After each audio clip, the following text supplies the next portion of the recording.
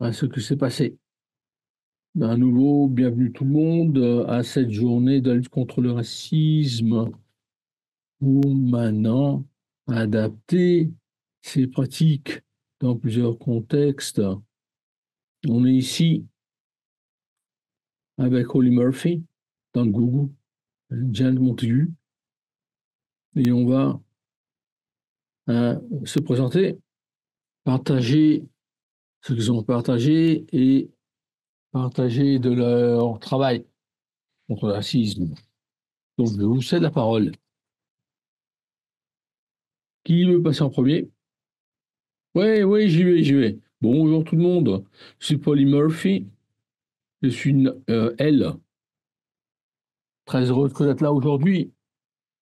Et je voulais aussi vous dire de qui j'étais.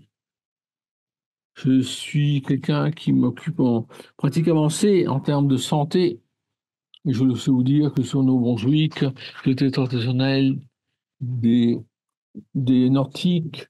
Et je voulais aussi vous dire que la Nouvelle-Écosse aussi a pas mal d'histoires et aussi contribue pas mal à l'histoire de notre province à nous. Je suis d'origine irlandaise et écossaise.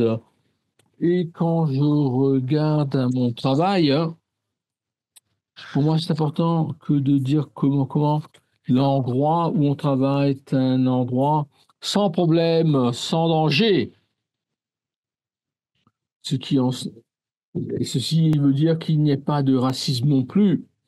J'ai des privilèges, j'ai des responsabilités de façon personnelle et autres, de prendre, d'agir. Et c'est pour ça que je suis ici et je suis très heureuse que de l'être. Merci. Merci, Holly. Dawn, peut-être, peut passer en deuxième. Merci. Je m'appelle Dawn Gougou. Je suis une Micmac. Je suis une infirmière enregistrée qui est dans la communauté Magui. Bon, j'ai grandi dans ma communauté à moi, où il y a souvent un millier de personnes. J'ai 7 sœurs, donc j'ai appris de cette façon, et je pense que c'est quelque chose qui est devenu un atout, qui m'a permis que de naviguer la vie. J'ai quitté la communauté depuis plusieurs années d'ailleurs. J'ai vécu hors de la communauté plus de quand j'ai vécu dans la communauté parce que je l'ai quitté à 19 ans. Et merci. Et je suis la prochaine. Tout d'abord, je voulais remercier la AICC pour m'avoir invité. Très heureuse d'être là, que de présenter avec Dawn et Holly aujourd'hui. Et je remercie tout le public. Je m'appelle Jeannette Montagu, je suis une L. Et je suis à Whitby, sur le territoire traditionnel des Anishinaabe, Milwaukee, Wendat et Anishinaabe, et les Mississauga aussi. Je suis une professeure de sciences infirmières et j'enseigne à Centennial, à Brown. Il y a pas mal de candidats pour le doctorat et ma thèse était sur comment maintenant les étudiants noirs expériences la solitude et autres sentiments. J'ai aussi l'action je fais du mentorat, je m'occupe de la transition et je m'occupe aussi d'autres activités bénévoles. Très heureuse que d'être là. Merci. Merci pour m'avoir invité. Merci, Jeannette. Peut-être pour commencer avec Jeannette, pour cette première partie de la session, il y a 4 questions. Et, sur, et on a un certain temps qui a été alloué. Donc, est-ce que vous pouvez regarder à quel est votre rapport entre vous et la lutte contre le racisme, et si Valérie? Tout d'abord, ce que moi je dirais, c'est que j'ai quelques définitions qui m'ont aidé beaucoup à comprendre le bon travail au sujet des politiques pour combattre le racisme. Ce qui se passe, c'est que il y a certaines idées qu'on trouve à plusieurs gouvernements, plusieurs paliers. C'est quelque chose qui place des limites sur au sujet des décisions. et surtout au travail. Le docteur Abraham Kant dit que la lutte contre le racisme est tout jeu de racisme, un jeu de politique pour avoir quelque chose qui est équitable. Ceci signifie que on se retrouve avec, dans mon cas, dans mon travail où je veux m'occuper de justice sociale. Ceci signifie que, quand je vais présenter, je vais partager surtout le tout dans le contexte de sciences infirmières. Car je peux vous dire que ce qui se passe quand j'ai observé le racisme, et d'ailleurs c'est ça qui est la force motrice derrière ma recherche, et et le sens d'appartenir quelque part ou de ne pas appartenir quelque part. Quand maintenant on regarde le cursus, quand on planifie ce cursus, donc, moi, je suis là pour m'occuper de cursus qui ne sont pas racistes et qui sont inclusifs. Et je demande aux gens qui soient compétents et qui soient aussi socialement compétents aussi, de façon telle qu'ils peuvent travailler. Et par-delà mon travail, moi, je lutte contre le racisme parce que je m'occupe de l'action de la justice sociale dans la communauté. Je vois comme ce combat contre le racisme, non pas comme étant seulement quelques mots qu'on entend de l'université, mais plutôt comme une mission morale qui exige qu'on réfléchisse et qu'on agisse. Ça signifie qu'on doit participer au développement professionnel, être là pour lire, pour participer à des ateliers, de façon telle que je vais penser encore plus profondément à comment on peut démolir la question du racisme. Et moi, je cherche de trouver des opportunités pour organiser les étudiants et travailler avec eux dans ce contexte. Merci, Janet. Très heureuse d'entendre cela. Holly, veux-tu nous donner maintenant ton, ton expérience? Oui, j'ai parlé déjà du fait on travaille avec les traumatismes, je travaille avec la communauté, les patients, leurs familles et bien sûr les infirmiers. Il faut donc identifier si oui ou non il y a un traumatisme qui est relié au racisme, car il se peut qu'il y ait un traumatisme qui est dû au racisme. Des traumatismes qui sont nés avec l'accumulation du phénomène du racisme à cause de la communauté, de la culture. On sait aussi qu'il y a des effets qui passent d'une génération à l'autre, ou des effets historiques. Donc, quand je regarde la définition, je regarde à ce que se passe en termes de traumatisme et au stress, qui a un impact relié au racisme, à la discrimination raciale.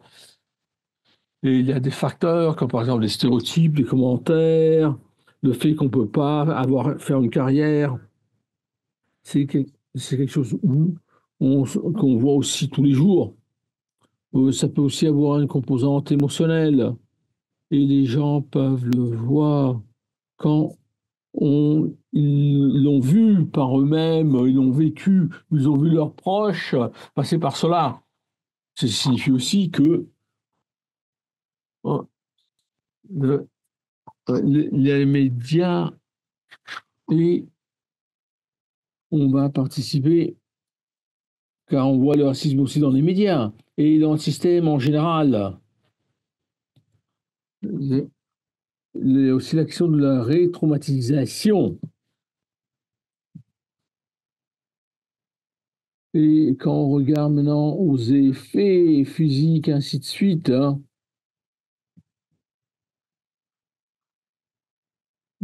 et quand maintenant, et il faut voir comment les gens maintenant et, et comment on peut maintenant rendre l'endroit sans danger.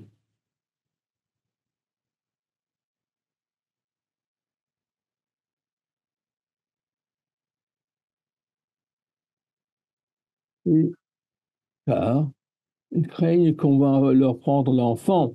Donc les gens qui vont rien dire. On a vu ce qui s'est passé déjà avec le pensionnat, n'est-ce pas? On a des enfants qu'on leur a pris des bras. On en parle, on sait ça arrive. Ça aussi, c'est arrivé aux autochtones. On veut donc voir ce qui se passe. Hier, j'ai entendu parler de quelqu'un qui parle du CPS, qui n'est pas un traitement.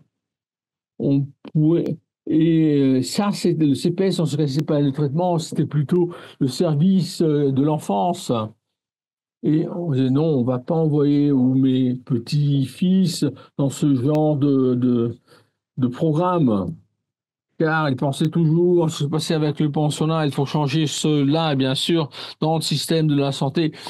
Parce que quand ils ont vu cet anagramme, tout de suite, ils ont pensé au pensionnat plutôt qu'au traitement. En outre,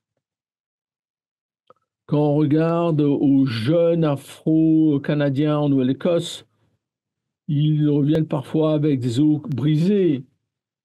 On ne les a pas traités. Et ça, c'est parce que ils étaient plus gros, ils étaient noirs, ils étaient différents. Et donc, on va pas les traiter, on va plutôt traiter les blancs qui étaient plus petits. On partage ces anecdotes. Il faut bien sûr partager ces histoires. C'est un privilège que de pouvoir partager ces histoires. Il faut aussi regarder à cela. Et il y a aussi l'autre question où les infirmiers ont vu, voici un autre exemple, qu'on m'a dit que on va pas leur donner des meilleurs postes, des postes auxquels ils ont droit. Ça aussi, ça a des effets. Donc moi, puisque je suis un leader, de mon côté, c'est que je dois écouter ces choses, comprendre ces personnes, soutenir ces personnes, valider, après quoi passer à l'action.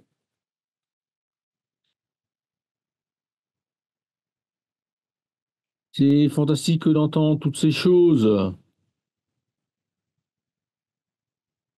surtout parce qu'on a changé et on doit finir cette session à 14h10.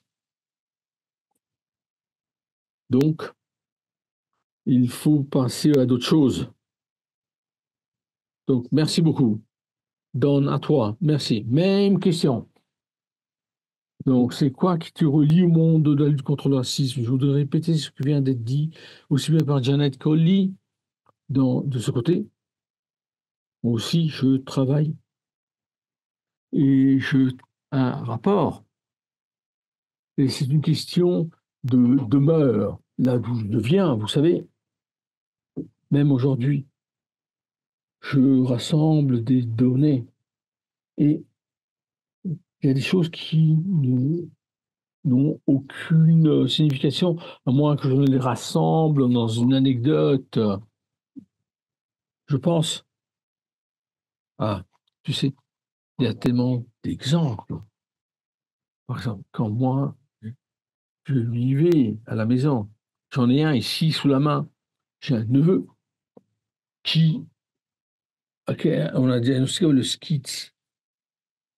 Il est fini à l'hôpital et on a enquêté pour ce syndrome, schiz. Ceci, maintenant, bien sûr, a eu des retombées. Ma sœur n'était pas contente. Et toute cette procédure, j'ai essayé d'être brève.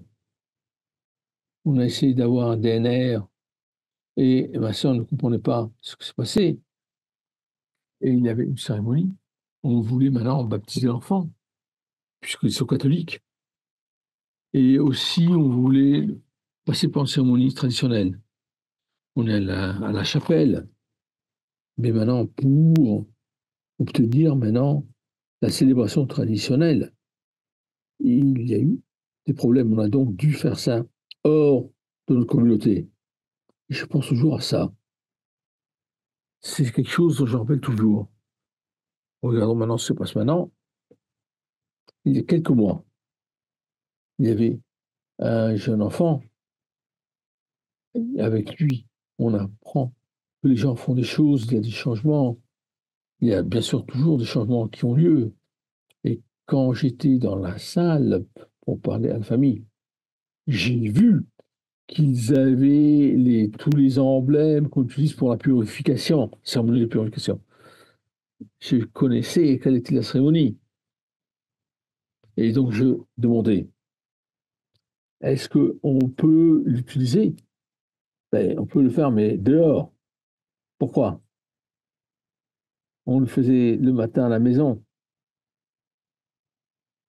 Puis moi, j'étais confuse, car tout le monde aurait dû connaître la politique et quelle est la signification. Personne ne connaissait cela. Donc je l'ai dit. Et bien sûr, on l'a changé.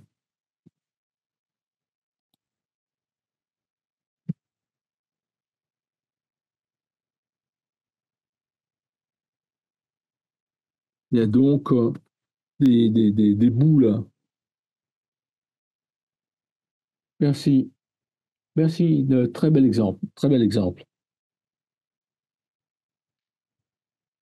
Janet, si tu peux partager la politique raciste inhérente, d'une façon inhérente, à ce moment-là, peut-être on peut passer à quelque chose d'autre, qui est celle de la stratégie. Bien sûr, merci Valérie.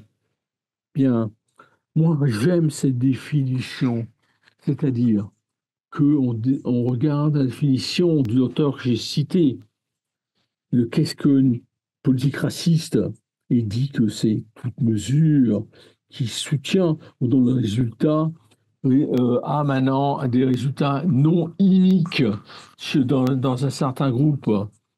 Et c'est n'importe, c'est tout ce qui touche les résultats, la procédure par lesquels on parvient à un résultat unique dans un groupe. Et donc c'est tout, c'est l'idée derrière, ce qu'ils ont fait et ainsi de suite.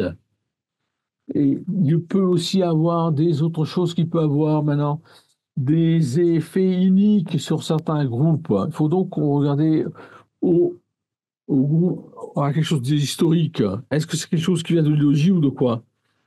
Ce sont des politiques qui viennent d'un racisme systématique ou quoi?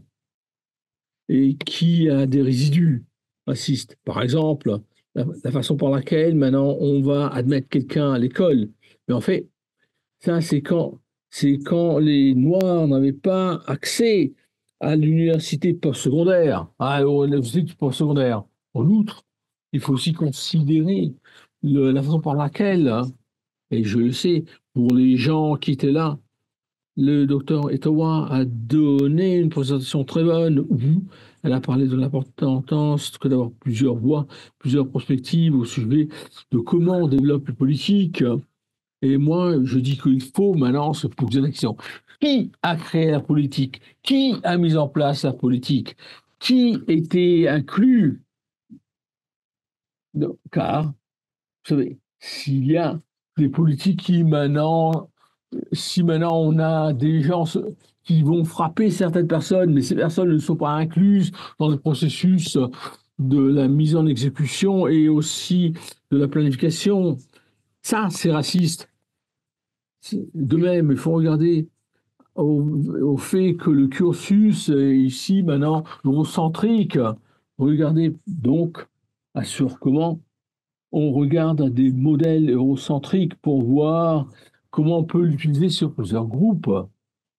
C'est donc important que de regarder à qui est impliqué dans la décision, qui était là, qui n'était pas là. Je m'arrête là, parce que je sais qu'il n'y a pas beaucoup de temps. Merci Jeannette. Olé. Merci, merci. Merci Jeannette. Vous avez plein de choses très intéressantes à dire. Il faut que je dise que la politique est la chose la plus importante. C'est pour cela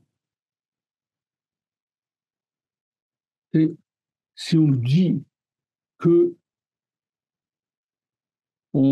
car tu sais, on nous raconte tout le temps, quand on regarde le cursus, qu'il y a certains mots, certains sentiments qui sont reliés à la culture ou à certains groupes, ils ne sont pas toujours pareils. J'allais dire que, et j'ai un exemple, même chez nous, dans notre centre, quand on disait qu'il y avait une politique et c'était une politique pour mieux comprendre, c'est pas le meilleur des mots, mais qu'est-ce que ça veut dire que maintenant, que d'avoir des soins, bon, faut voir qu'il y a aussi un taux plus élevé quand on a des enfants qui sont envoyés dans les centres. Pourquoi? Maintenant, on a des alertes. Et quand ça arrive, pourquoi est-ce qu'on pose certaines questions à certaines personnes et pas à d'autres personnes? Et comment on soutient certaines choses? Par exemple, les familles, le personnel, les familles, dans certains cas douloureux. C'est important que de se poser cette question, car on dit qu'il y a plein de choses qu'on peut utiliser, plein d'outils qu'on peut utiliser aussi pour guider nos pratiques et de façon telle qu'on puisse maintenant s'assurer que tout marche bien. Ouais, bien. À toi, Don. Comment peux-tu maintenant évaluer une politique? C'est exactement ce que j'ai marqué. Et quand je regarde politique, pour moi, c'est comme si c'était un manuel avec plein de choses dedans.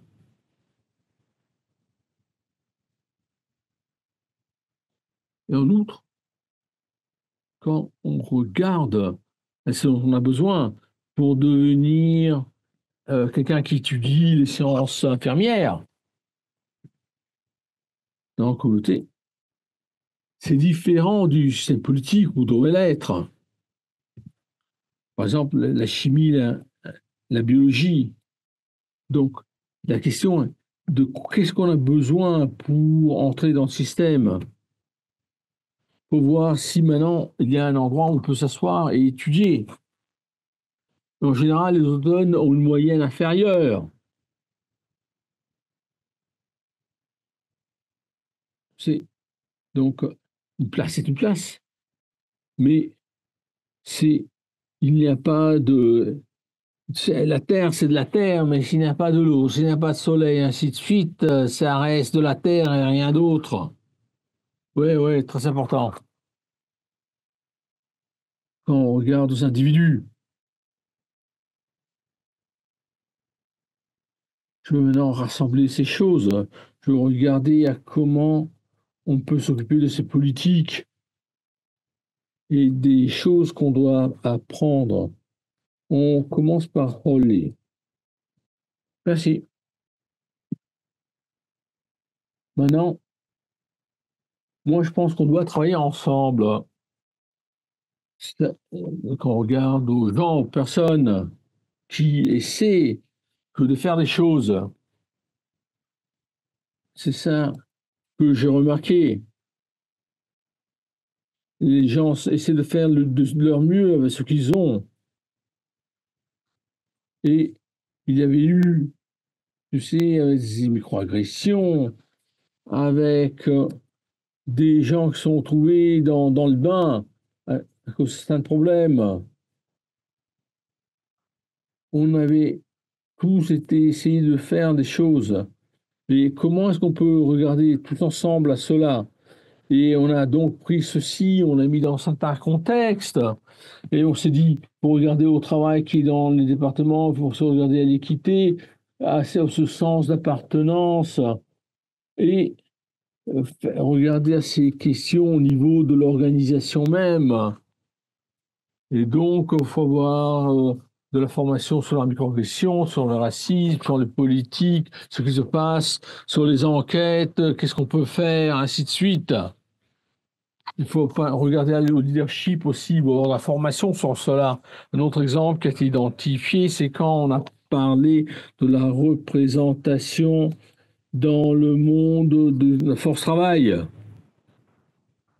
Et dans les Micmacs, chez nous, on doit regarder sur comment on va avoir une meilleure représentation. Comment est-ce qu'on peut le faire?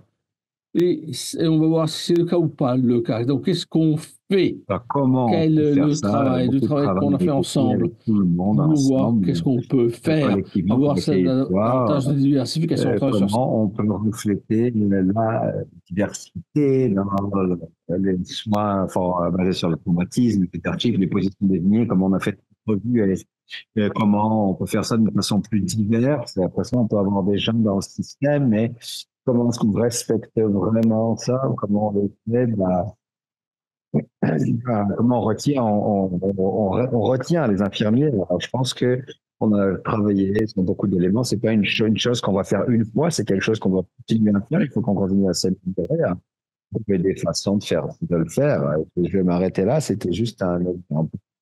Merci beaucoup, Aurélie. C'est à vous, Jeannette.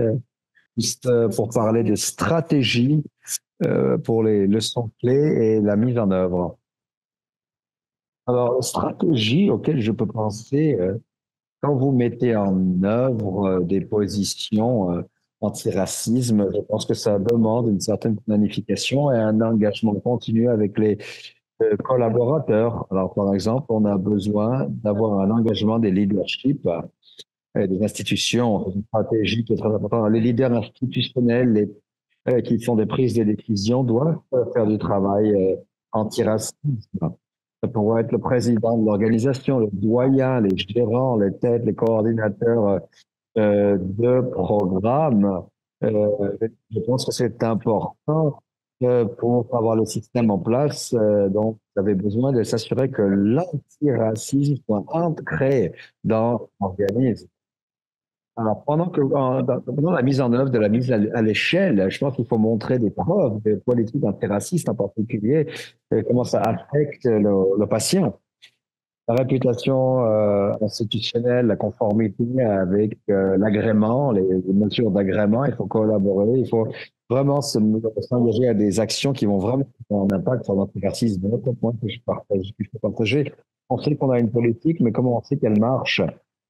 Alors, c'est important de regarder les données, les mécanismes d'imputabilité. Je pense que c'est une stratégie qui est importante. Alors, on devrait utiliser ça et mesurer les efficacités de ces politiques. Alors, la collecte de données dans les institutions pour identifier quels sont les problèmes, surveiller, tracer le progrès, il faut des mécanismes d'imputabilité pour s'assurer que les politiques sont suivies et que les résultats sont mesurés. Alors, pendant la phase de mise en œuvre, ce serait bien de collecter et d'analyser les données de façon régulière sur les admissions, les taux de rétention, la satisfaction des étudiants, la diversité dans la faculté, et utiliser des cadres d'imputabilité tels que améliorer l'équité raciale, augmenter le recrutement ratio ou les taux de rétention des étudiants racialisés dans l'académie, dans la faculté. Quand on met en œuvre, on met à l'échelle et quand on met en œuvre. Je vais m'arrêter là.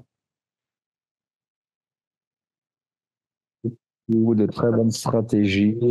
Merci, c'est à vous. Donne une même question, une combinaison de stratégies sur comment mettre à l'échelle le travail d'antiracisme. Une des choses, c'est qu'on a besoin d'être là. On a besoin de différentes personnes qui ont de différents contextes, expériences pour guider cette politique. Et pour ce qui est des autochtones, il y a pas suffisamment d'entre nous. Une chose que j'ai remarqué quand j'ai commencé ce travail, je le disais avant, la seule personne autochtone, pourquoi est-ce que je suis la seule personne autochtone? Et je commençais à être de plus en plus insécure parce que je parle pour les miens, mais je vis pas ici pour, plus de 20 ans. Donc j'avais besoin de cette perspective. En même temps, il y a beaucoup de gens qui ne sont pas confortables à dire quelque chose. Comment on inclut les gens qui, c'est pour quelqu'un qui peuvent avoir une voix. Et il y a des fois où les gens ont mentionné le racisme, que quelque chose n'est pas bien allé. Et on dirait que j'avais mentionné avant que cet environnement, bien sûr, ils ne l'ont pas mentionné avant, ils le mentionnent maintenant, que parce qu'ils se sentent finalement confortables en discuter. Alors, une des stratégies que je crois pour ça, c'est de toujours parler du racisme, ce que c'est, et de permettre des groupes de vraiment de dénoncer quand ils le voient. Et en particulier avec les étudiants autochtones qui arrivent à l'école et avec l'éducation, il y a beaucoup de choses que je n'ai pas vraiment reconnues qui étaient basées sur la race jusqu'à ce que je m'en aille. Et ça a continué. Permettre un espace. Il faut donner un espace pour qu'on puisse en fait, pour que ça puisse être discuté. Merci, Yann. C'est une réflexion très importante. Euh, je pense qu'on va faire maintenant. On va passer au main meter pour qu'on puisse faire un engagement avec les participants pour voir ce qu'ils ont à dire. Si vous avez des questions, vous pouvez scanner le QR pour qu'on puisse s'engager dans une discussion. Vous pouvez identifier à qui vous posez la question et on aura les différents intervenants qui vont partager leur perspective. Alors, donnez-moi une seconde. Langage est là sur le clavardage pour Menti. Alors, voilà la première question. D'articuler à la gestion que vous pensez que vous êtes victime de discrimination. Est-ce que vous pouvez donner un exemple à travers ce processus? Janet, vous voulez commencer?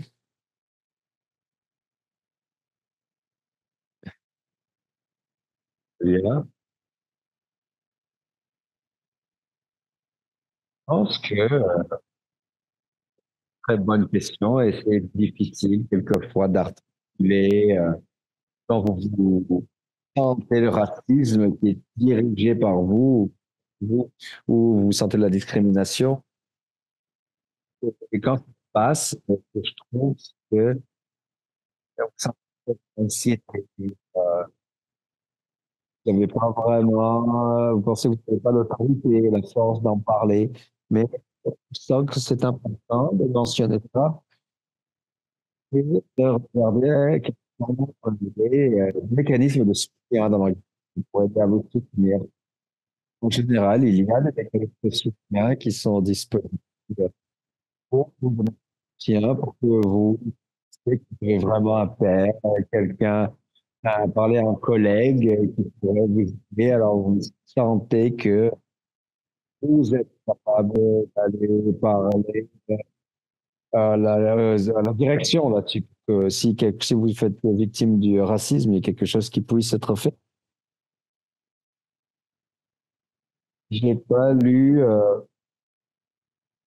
on a du mal à se rattraper avec les questions ici.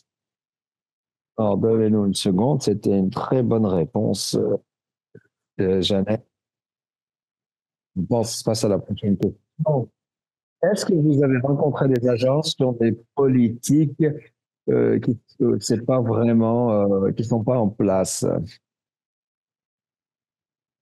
Oui, je pense que ça fait partie de ça. Alors, ces politiques sont là, mais ne sont pas toujours suivies, respectées ou surveillées. Comment c'est bien d'avoir cette politique écrite, mais que c'est pas les places, les gens, de soutien pour faire ça. Alors, je préférerais des gens, des individus, d'autres organisations qui étaient. Alors, encore une fois, l'idée, c'est de surveiller, d'obtenir de la rétroaction des gens que ça impacte, ça affecte dans la communauté. Alors, c'est aussi de s'assurer qu'on a la bonne rétroaction des gens. De vraiment prendre en considération les services respectés, mais ça l'a pas eu. Alors, qu'est-ce qu'on fait maintenant? Je pense qu'il faut améliorer. Comment on peut faire ça en temps réel? On ne va pas faire de mal à d'autres personnes en même temps, ne pas blesser quelqu'un d'autre. Donc, allons à la prochaine. Non, c'est une question sur l'éducation. De première, on va mettre Donna, on va mettre demander, on va vous demander. Alors, dans l'éducation des infirmières, quand on considère les échecs cliniques ou retirer un étudiant pour des raisons de sécurité, comment vous faites la différence entre un instructeur qui fait de la discrimination et des enjeux de sécurité? Une autre très bonne question. On considère les échecs cliniques, ce qui se passe quelquefois, ou retirer un étudiant pour des raisons de sécurité. Ça, Alors, comment est-ce que vous différenciez entre la discrimination et la sécurité? Je pense que vous devez vous demander, est-ce que c'est vraiment un problème de sécurité ou est-ce que c'est quelqu'un qui fait de la discrimination ou qui est raciste contre les citoyens? Encore une fois, il faut regarder les données. Il faut vraiment comprendre ce qui se passe. Et j'ai amené des étudiants cliniques dans ma carrière où il pourrait y avoir des problèmes de sécurité. Il faut regarder ce que les données vous donnent. Vous dites, est-ce que l'étudiant montre un comportement qui n'est pas sûr? Donc, je pense que c'est important de différencier ça par rapport à est-ce que l'instructeur clinique fait de la discrimination contre l'étudiant? Et c'est pas évident quand on passe quand on parle de la sécurité des patients. C'est pas quelque chose de facile de dire oui, ça se passe ou oui, ça se passe pas. Il faut vraiment regarder la sécurité et écouter les étudiants. Quelle est leur expérience? Je pense que c'était vraiment important d'écouter, d'entendre les étudiants, qu'est-ce qui se passe, qu'est-ce que ça vous montre, les différentes déclarations. Voilà. Parce qu'il y a deux enjeux importants, la sécurité du patient et le racisme vers les étudiants. Alors, c'est pas une très bonne réponse, j'espère que ça aide un peu. Merci. C'est à vous, Dan, et je vais la lire. Comment est-ce que vous pouvez efficacement mettre en place et évaluer des politiques antiracistes? Je pense que vous avez besoin de les réviser plus qu'une fois, d'avoir différentes voix, parce que quand vous révisez quelque chose, juste quelques fois, vous pensez pas vraiment de comment ça vous affecte vraiment et votre culture et la culture des autres. Alors, juste pour revenir côté à l'aspect sécurité, est-ce que la personne est assez en sécurité pour s'exprimer, pour vraiment discuter des politiques qui l'affectent? Je pense que toujours ramener ça, ça peut être je rends les gens mal à l'aise quand ils le voient, parce que je présente pas de problème en général, mais pour que tout le monde soit ouvert à entendre ça et comprendre ça du point de vue de tout le monde. Rien sans nous, sans nous. C'est ça qui est important. Alors, je vais ouvrir ça pour le panel. Ceux d'entre nous qui sont des minorités visibles, on sait ce qui se passe, c'est le racisme. Et l'établissement incite à se raccrocher à ses positions. Qu'est-ce qu'on peut faire quand il y a des problèmes qui sont mis sous le tapis? Ça peut vous épuiser.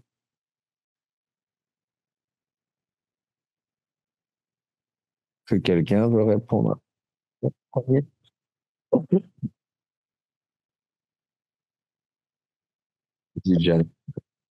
Merci pour cette question. C'est une question, c'est quelque chose d'important de parler de ça. Très souvent, on voit des problèmes qui sont mis sous le tapis. Ils ne veulent pas en parler parce que ça les rend mal à l'aise. Alors, je pense qu'il est important d'en parler quand même, de mettre ça de l'avant. C'est très important quand les choses sont mises sur le tapis, de dénoncer, de souligner et d'enlever ça de ce tapis et de mettre tout ça, de discuter tout ça ouvertement. Et on la force, et du coup, ça pourrait être comme le pouvoir et l'autorité, parce que quand on est dans cette position, on pense qu'on peut faire notre travail, c'est pas tout ce fait, on dire des choses, mais je pense que c'est important d'en parler. Chercher les gens qui sont là pour vous appuyer, chercher des alliés critiques. On a parlé des alliés critiques hier qui sont là pour vous aider à vraiment mettre ça de l'avant et s'assurer que on peut en parler, quoi, que le problème soit pris au sérieux. Quand j'ai été vice-présidente, chef infirmière vice-présidente, je me souviens de la résistance que j'ai eue, même de mes équipes, mes collègues de la haute direction, quand j'amenais des problèmes de racisme, parce qu'ils ont partis pris inconscients qu'ils ne sont pas capables d'identifier. Alors, c'est important de comprendre que chaque personne ait le courage de se dans les autres. On en fera quelques autres et après ça, on va demander les questions de la part des participants. Alors, est-ce qu'il y a des questions sur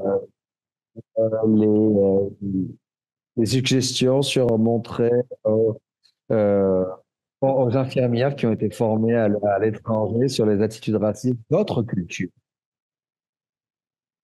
Comment parler des attitudes racistes qui viennent d'autres cultures par des étudiants qui viennent de l'étranger? Il y a une question qui était reliée à ça, je pense. Mais je laisse cette question, n'importe quel d'entre vous peut répondre. Alors, je regarde cette question et je me pense l'opposé, parce qu'il y a beaucoup de racisme qui est dirigé vers les infirmières qui viennent de l'étranger, qui viennent de notre pays avec leur culture et quelquefois leur culture canadiens ne reconnaissent pas que c'est comme ça leur culture. Une des questions, je pense pour moi-même, les gens sachent que je suis autochtone, c'est un endroit éloigné, ils veulent savoir qui je suis et partager qui on est. Notre culture, c'est pas nécessairement moi, mais ça peut être une culture établie, partager votre propre culture et vos valeurs. Ça peut aider à les guider dans quelle, vraiment ce qui est la culture qu'ils traitent. C'est pas juste les autochtones, mais les Noirs. Quelle est la culture? Donc, partager votre culture, c'est très important. Juste d'avoir une conversation ensemble, d'écouter, de comprendre la positivité, l'énergie complète. Donc, la dernière question ouverte. Euh, Toutes les autres questions, les participants vont les regarder euh, hors ligne avec les panélistes en dialogue. Alors, les emplois syndiqués ont des règles strictes pour engager et pour interviewer les gens. Mais si vous êtes dans un rôle de leadership, les règles sont moins strictes. Ça permet de vraiment choisir qui on veut commenter dessus. Oui, c'est des emplois non syndiqués, pas les mêmes règles. Alors, si on remarque ça, ça revient à l'idée de notre conversation. Il faut vraiment montrer ça parce que c'est factuel. On remarque que on n'a pas de représentation diverse dans les rôles de leadership. Et comment est-ce qu'on peut faire ça? Alors, c'est quelque chose qu'on doit considérer. Alors, je pense que c'est vraiment c'est vraiment factuel. On ne voit pas la diversité au niveau du leadership. Comment on peut les aider à créer des leaders populaires? Parce que c'est de façon qu'on va faire différente, dans le point infirmier, à la santé. C'est exactement ça. C'est vraiment de nommer le problème et d'essayer pour le agir. Qu'est-ce qu'on va faire? Comment on fait ça? C'est une suggestion. Je pense que les trois d'entre vous, vous avez parlé des politiques de l'importance des politiques de ressources humaines sur la diversité qui s'applique à tous les rôles dans l'organisation au niveau, rendre les lutteurs imputables. Alors, nous allons nous éloigner des questions, en fait, maintenant pour les questions de pour chacun des panélistes. On commence avec Janet. Janet, est-ce que vous avez préparé avec vos questions? Alors, je vais la lire. Quelles sont certaines politiques quelles sont certaines des politiques sur votre lieu de travail qui pourraient être racistes ou antiracistes? Est-ce que vous pouvez nous donner des exemples?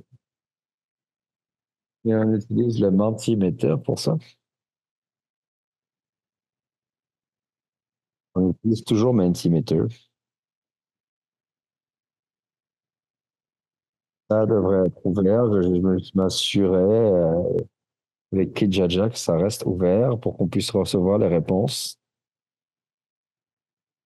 Oui, là, nous avons des réponses qui commencent à rentrer et le code est en haut.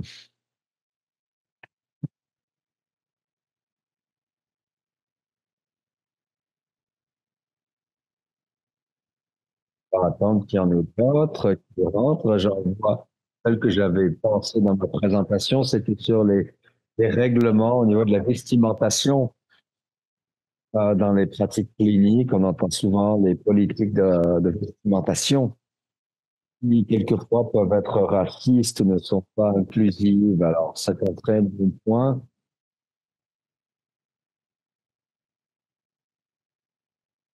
Le plan stratégique euh, n'implique pas toute la main-d'œuvre, on ne comprend pas toute la main-d'œuvre, des pratiques de description, de l'assiduité, participation, un modèle qui est utilisé. C'est jamais un modèle pour tout le monde. On a tous des capacités uniques, on est tous différents, on a tous des intersections au niveau de notre identité.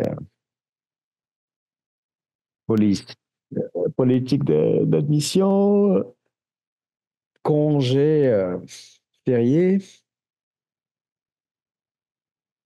céder la langue, la traduction, le leadership n'est pas très divers, les partis pris,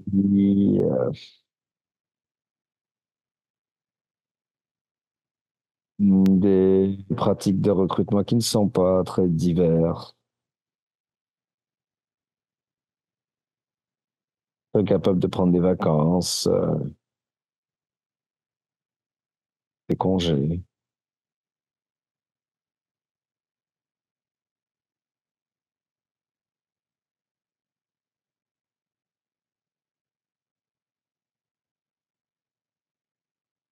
Politique d'éducation des patients, on a beaucoup de différentes politiques, alors merci de partager ça avec nous. Il y a des réponses tellement diverses. On va faire un sommaire de l'histoire aujourd'hui et hier. Dan, est-ce que vous pouvez poser la prochaine question à nos participants? Ah, vous êtes en sourdine.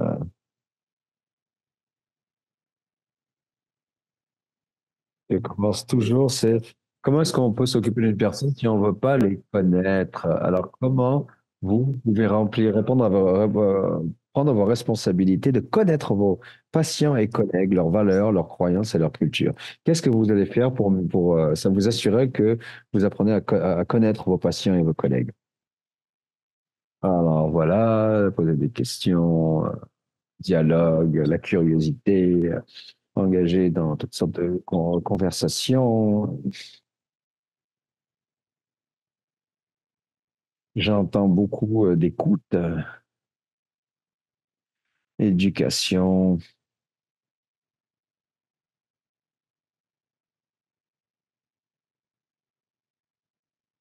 essayez pas de comprendre.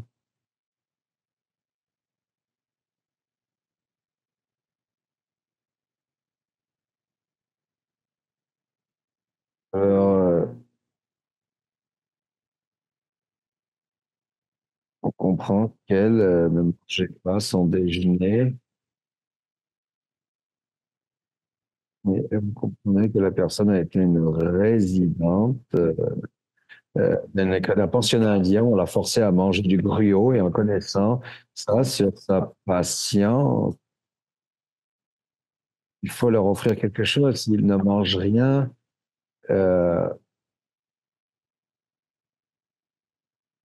vous compreniez pourquoi ne pas leur donner quelqu'un d'autre, quelque chose d'autre.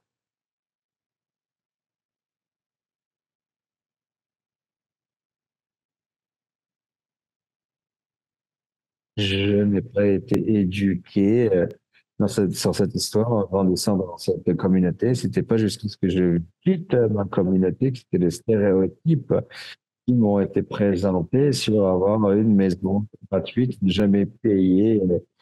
payer des impôts. Oui, pourquoi les gens pensent ça? Où est ma maison gratuite? Elle est où ma maison gratuite?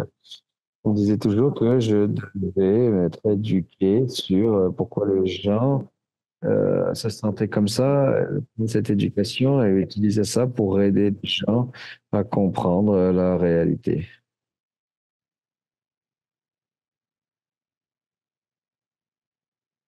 Il faut être par rapport à votre manque de connaissances.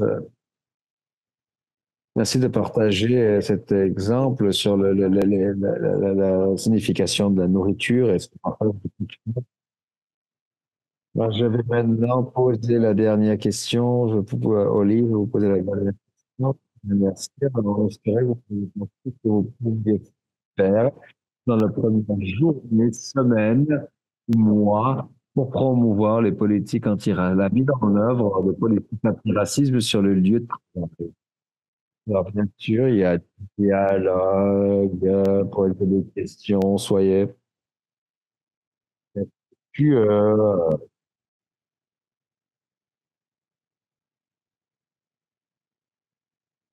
je participe au sommet. Qu'est-ce qui se passe? Qu'est-ce que je peux faire?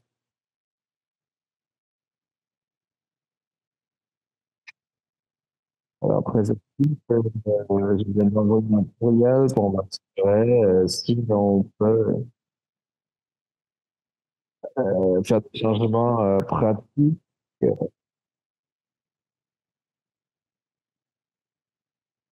des conversations ouvertes, plus impliquées.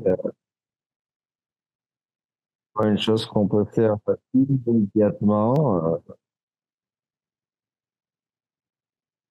c'est-à-dire comment on va faire avant avec ça, partager ce qu'on fait, travailler avec les ressources humaines, utiliser l'envoi. Merci de partager ce que j'apprends.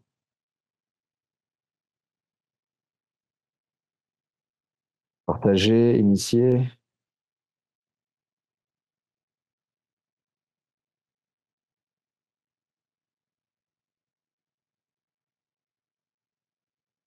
Il y a beaucoup de choses qu'on peut faire. Merci de partager ces suggestions, de regarder les autres suggestions et apprendre les uns les autres, alors différentes choses qu'on peut apprendre aujourd'hui. Alors, merci de l'avoir partagé. Merci tout le monde, c'est formidable de voir votre expertise, d'avoir cette conversation avec les panélistes. Alors maintenant, un grand merci à Janet Darnell-Holly pour la discussion au panel et comment transformer les politiques pour être plus équitables et antiracistes. C'est clair, quand vous communiquiez certains des mots qui étaient alignés sur les systèmes, les structures, les politiques, le leadership courageux, la capacité de se faire entendre nos voix à tous les niveaux d'une organisation, des pratiques de ressources humaines équitables. On a tellement d'idées, tellement de leçons apprises de chacun d'entre vous. Je voulais juste vous remercier au nom de tous les participants pour ces